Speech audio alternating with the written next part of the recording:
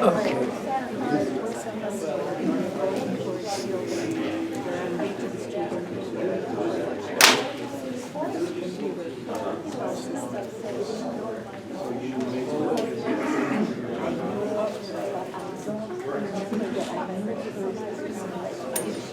going to bring a chair over for you over here. All right, this is mic test. We can hear okay? We're in the back. Can you hear me? Okay, good. I don't talk very loud, so that's why I always bring my own microphones with me. All right, well it's 7 o'clock. Wow, everybody managed to get this set up in record time.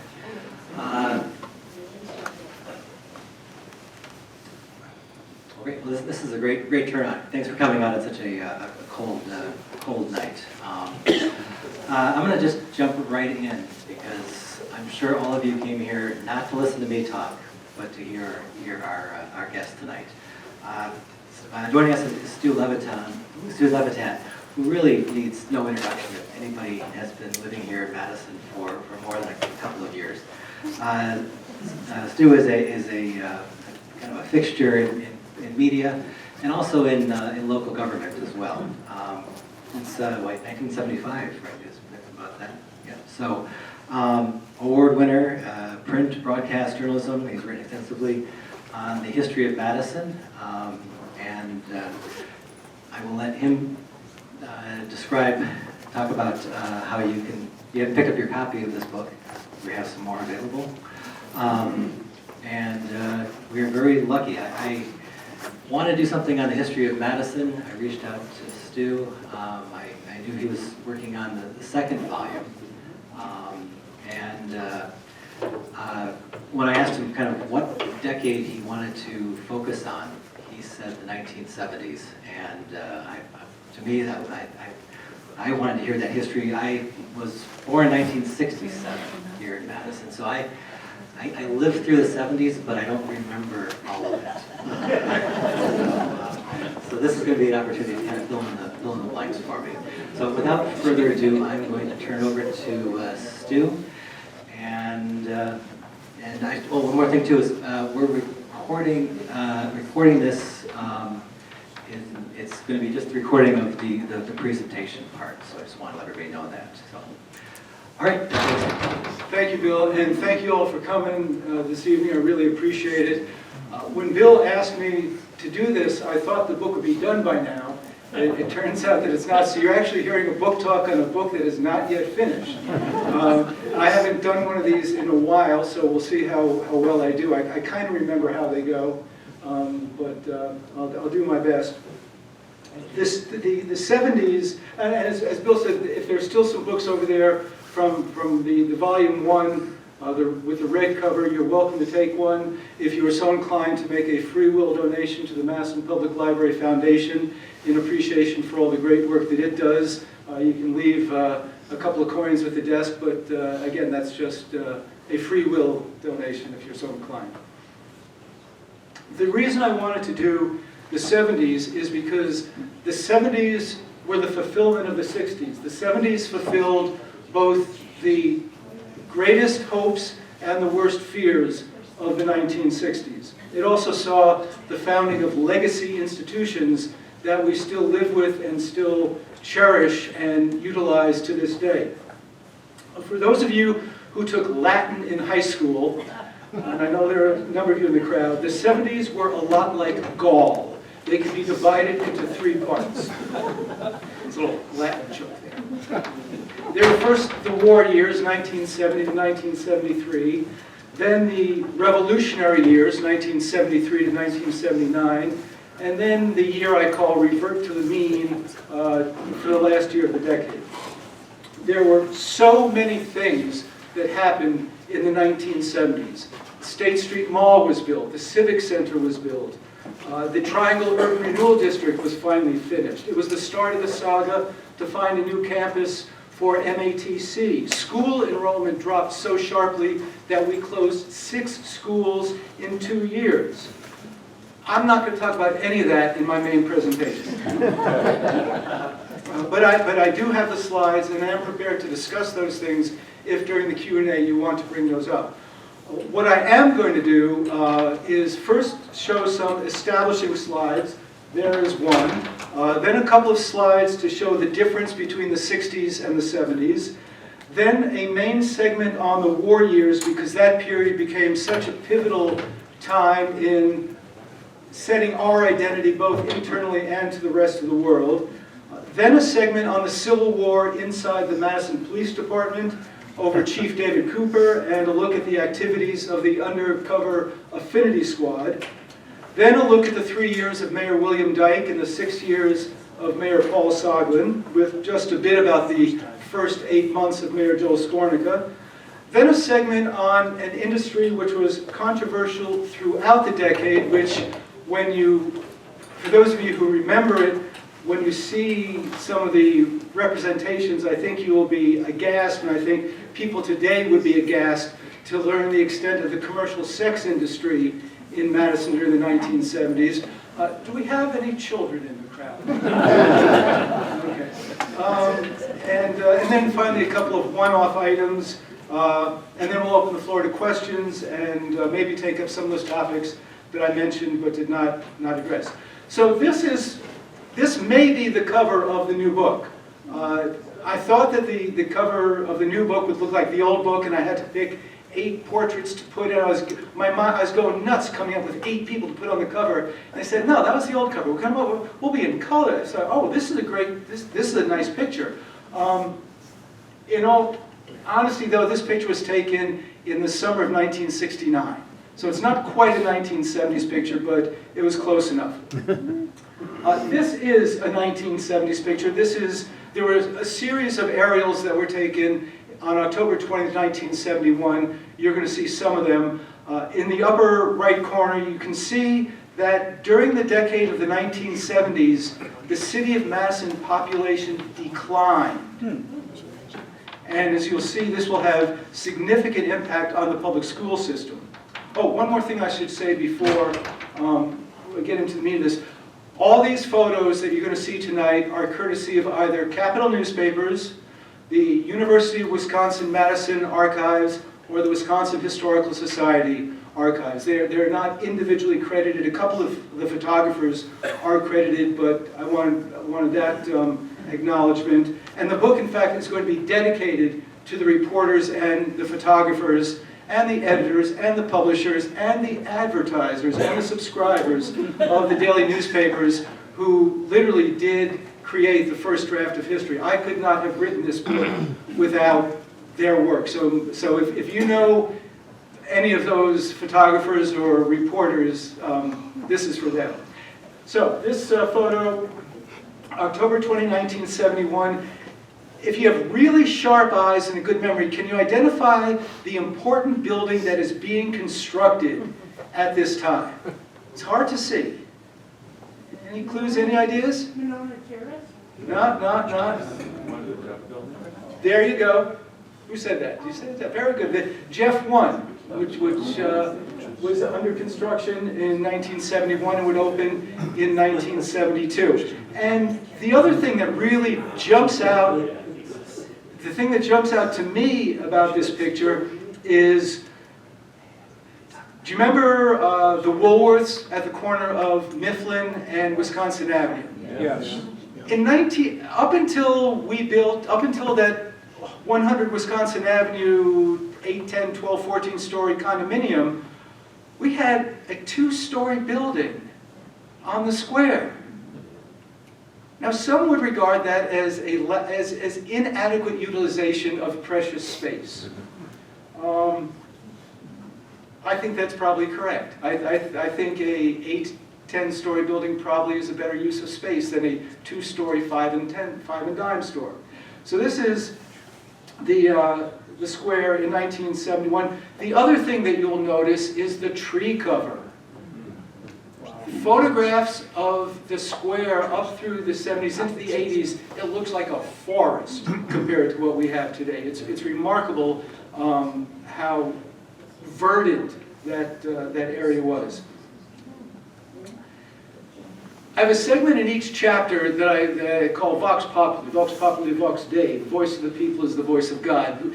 We have governed a lot by referenda. Now, I don't think this occurs to people too much today, but a lot of really important business has been done in the city of Madison through referenda. Both, we understand, bond issues, and now we've got even taxing issues, but policy issues.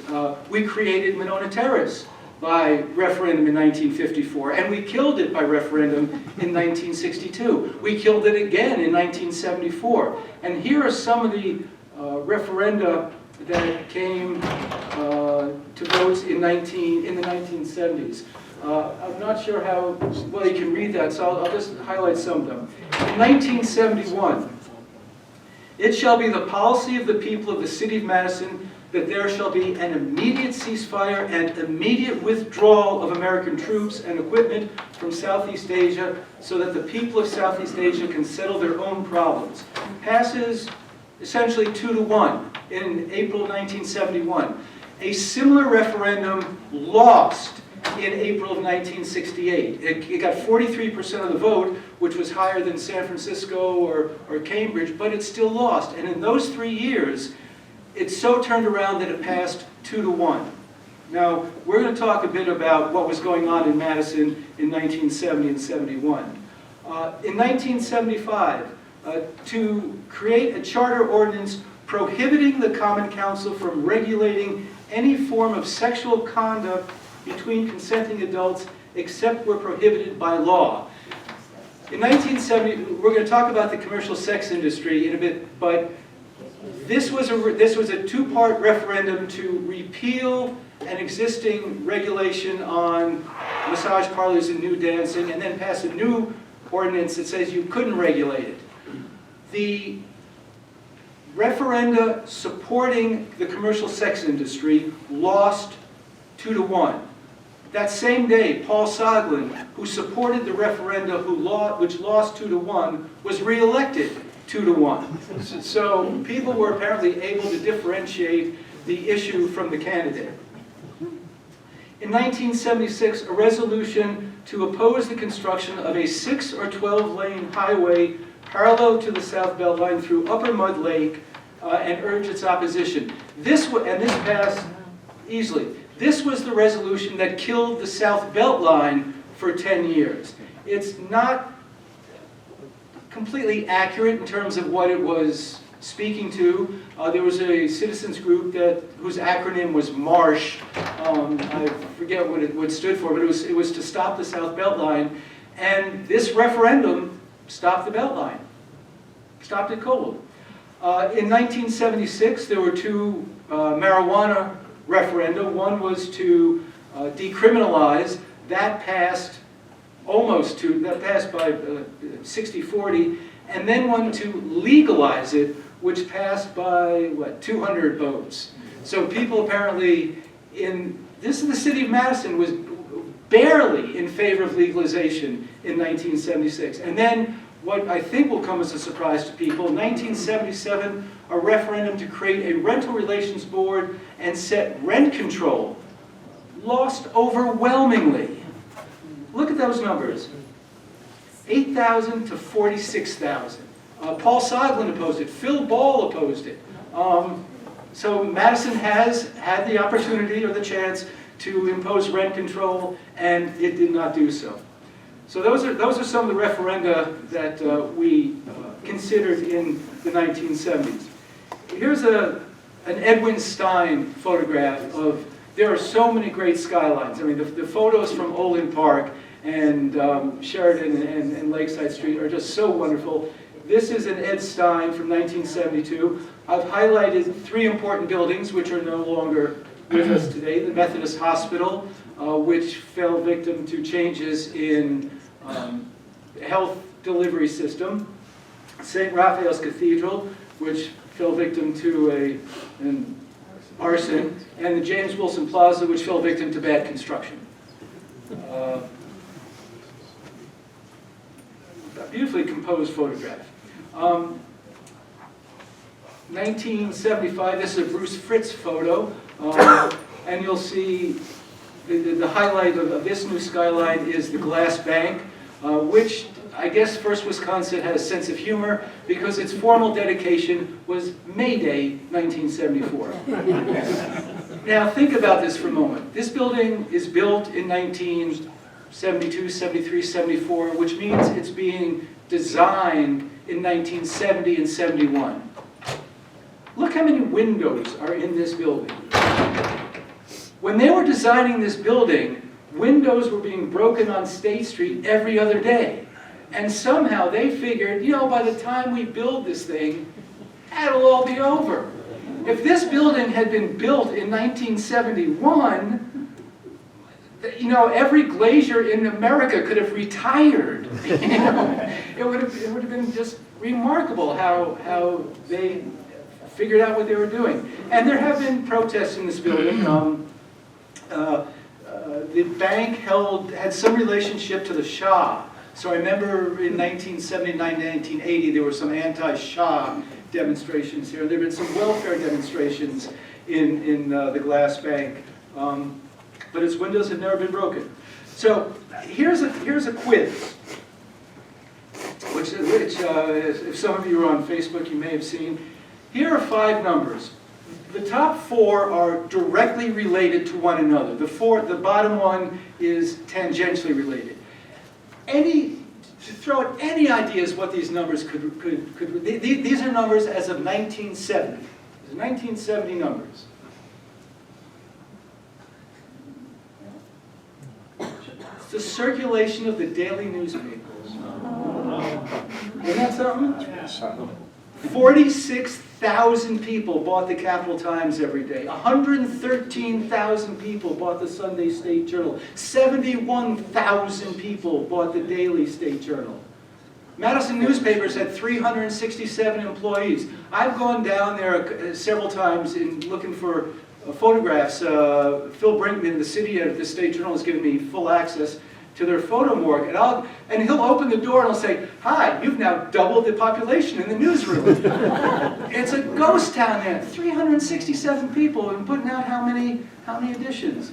You know, it's people today don't have any clue what they're missing, and the historians of the future are not going to be able to write the books that I've been able to because the raw data doesn't exist.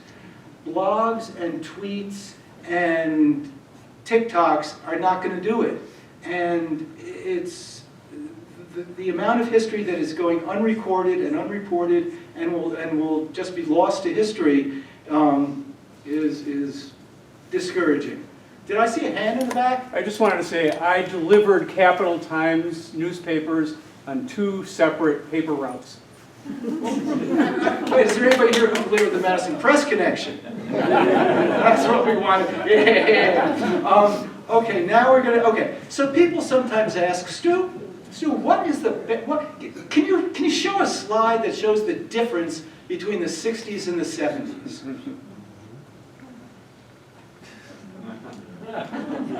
March 17th, 1968, the Bascom Hill Memorial Cemetery.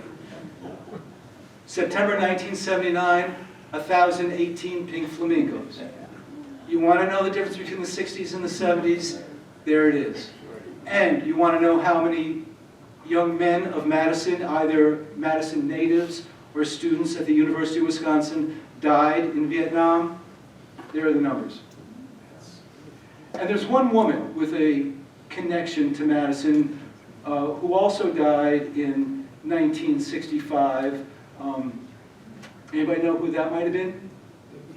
Dickie Chappelle, whose brother was a professor, I thought I say geology professor. Dickie Chappelle was a great photojournalist from Shorewood or Milwaukee, and her brother, I believe, was a geology professor or something in the natural sciences, and she was a great war photographer.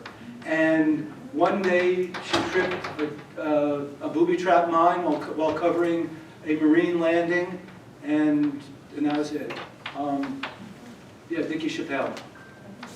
And here's one, of course, Jim Mallon and Leon Varjan. We'll get back to a little bit of the pail and shovel party at the end of the presentation. One more illustration showing the difference between the 60s and the 70s. And these are These are two demonstrations, both of them protesting Governor George C. Wallace. One is a photograph from, someone here knows what these two photos are going to be. One of these is a photograph from, and both these photographs are taken at the Cuba Club on University Avenue. And one is from 1964, during the 1964 presidential primary, and one is from the 1976 presidential primary, after Governor Wallace had been shot by Arthur Bremer and paralyzed. So in 1964, the Student Peace Center and the Congress of Racial Equality are out there with their picket signs, and they're marching around in a polite little circle protesting George Wallace. In 1976, the takeover crowd is out there with wheelchairs for Wallace, with signs, and if you can see, they're all wearing Arthur Bremer masks. These people do not play. You know, these are serious. We're going to talk a bit about takeover, but takeover, and the signs say things like "Stand up for America, George," and this is your throne, George. So these are the two photos that I think pretty well summarize the difference between the 60s and the 70s. A couple of important buildings in the campus area in the 1970s, and this is an L. Roger Turner, another great photographer, and I have had access to Roger Turner negatives that the Historical Society doesn't even know exist, because they have not gotten to the Historical Society yet. And I'm going to, when I'm done with them, I'm going to broker some, get them up to Historical Society. But I've seen negatives that nobody has seen in 50, 60 years, and it is so cool. Here's a photograph from the summer of '76. The three buildings that are highlighted: 1974, the late lamented University Square Mall, sometimes called Campus Mall, that again, a one-story building that is now a 12, 14-story building, again, a much higher use of that space, and the saga of building the 600, 700, and 800 blocks of University Avenue is a long saga, which I'm not going to go into detail, but the fact that something finally got done is important. The 1972 building is the Vilas Communications Hall, which was finally opened in '72, and the 1971 building is the Helen C. White Memorial Library for undergraduates, the beloved Helen C. White, the woman in purple. Okay, those are the introductory scene-setting slides. Now we're going to talk a bit about the war years. And we start, and one of the things in trying to figure out how each chapter lays out is, do I present things chronologically? Do I present things in terms of what's the most important issue? You know, how do I organize a chapter? As it happens for the 1970s, they're the same. Because the decade starts, this is how the decade starts. The decade starts with the New Year's Gang, with Carl Armstrong on behalf of the vanguard of the revolution, trying to firebomb ROTC in the Red Gym. Does $50,000 in damage. Not a lick of damage to the ROTC, but $50,000 of damage to the Red Gym or the Armory. And they release this communique. The level of violence will be raised until either of these demands are met. That's Army math off campus, land tenure off campus, student power, and I think liberalizing women's hours. Or the university fiscal plan is destroyed and the institution shut down. Okay? And this guy's, so people are going to take this seriously. I mean, here's somebody, whether or not he firebombed the right part of the building, he firebombed the building and he's releasing this communique, people are going to be on edge. The next day, he goes to firebomb Selective Service. Now, Selective Service is on Capitol Court. Across the street is the Primate Lab. Carl Armstrong doesn't know that that police officer George Kroll is staking out the draft office, because they know that the draft office and Army math and what's called T16, which is where the ROTC building, they know that these buildings are targets. So the police department has 2 officers staking out the Selective Service building. Carl firebombs the wrong building, and they don't catch him. Now, and then Carl Armstrong's girlfriend drives around the block. George Kroll gets the license plate, puts it into the system. The FBI never does a proper interview with her. How the FBI and the Madison Police Department did not catch Carl Armstrong in January of 1970, 8 months before Army Math, is astonishing.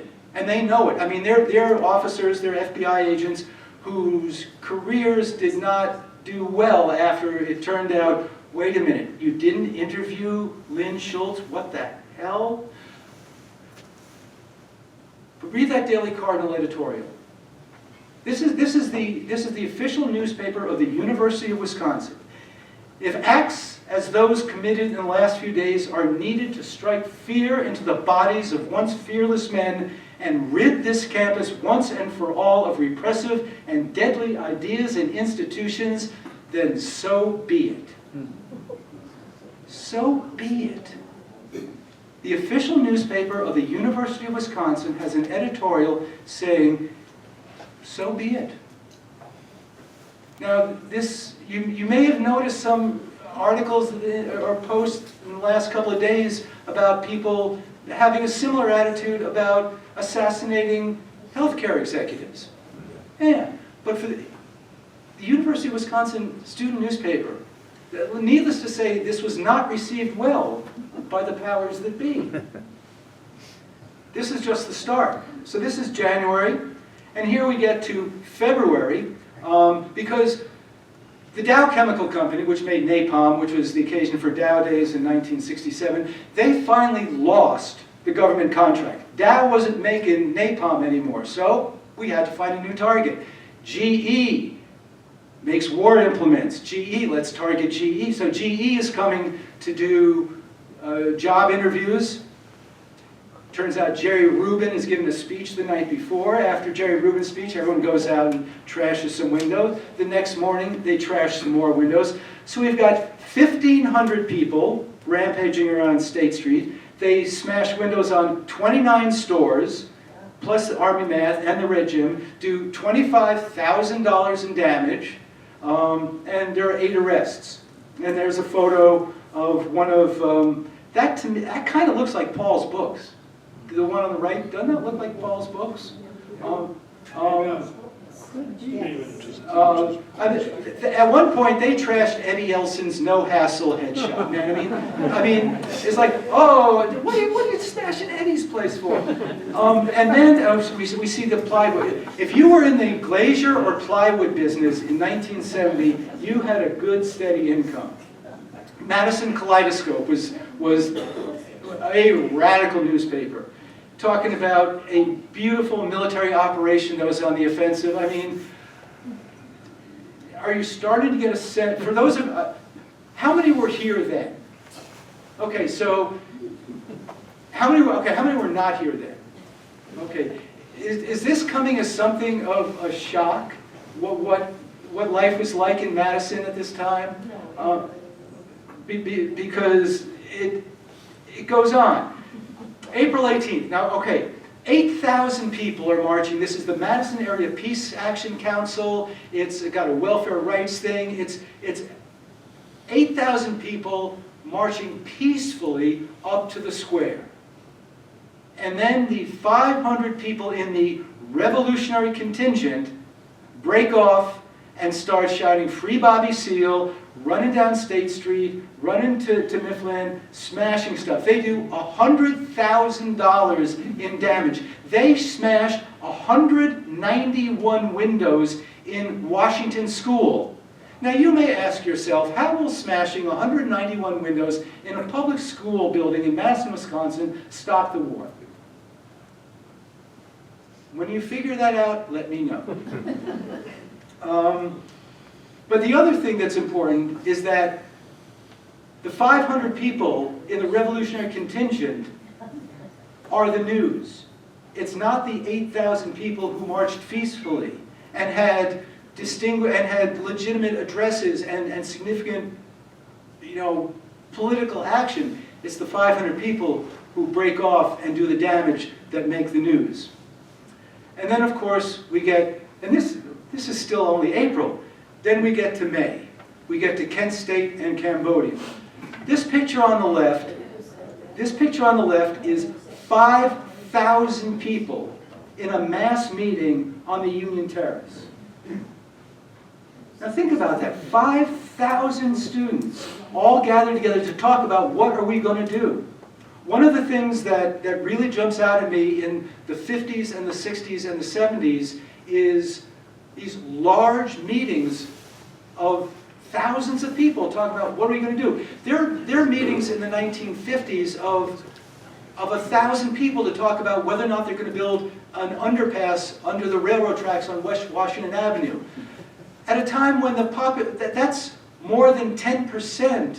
I mean, that's a lot of people to get together for a 6-hour public hearing. And here we got 5,000 people saying, what are we going to do? And then a couple hours later, somebody goes and burns down Kroger Market.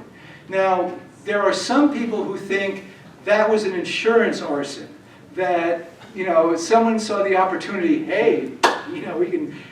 the police seem to think it was actual part of the protest, but Kroger was not a popular entity downtown. But then again, somebody burned their own grocery store. Between May 5 and May 8, 20 fire bombings, over $250,000 damage. The National Guard spends $750,000. Madison Police Department spend $190,000. And look at some of those quotes from the Kaleidoscope, the Daily Cardinal, and the WSA president. I mean, the ongoing advocacy of just creating havoc, smashing stuff. We're going to shut this sucker down. Now, the Black Studies strike in February of 1969, which was the only seriously successful protest of the whole era, didn't bust up stuff. They created a little havoc in the streets, but they didn't go out and smash windows on State Street, and they ended up getting what they were after, a Afro-American Studies department.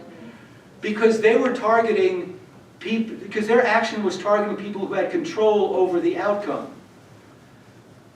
The people whose windows were smashed could not stop the war. The city could not stop the war. But the war happened here. The war came home.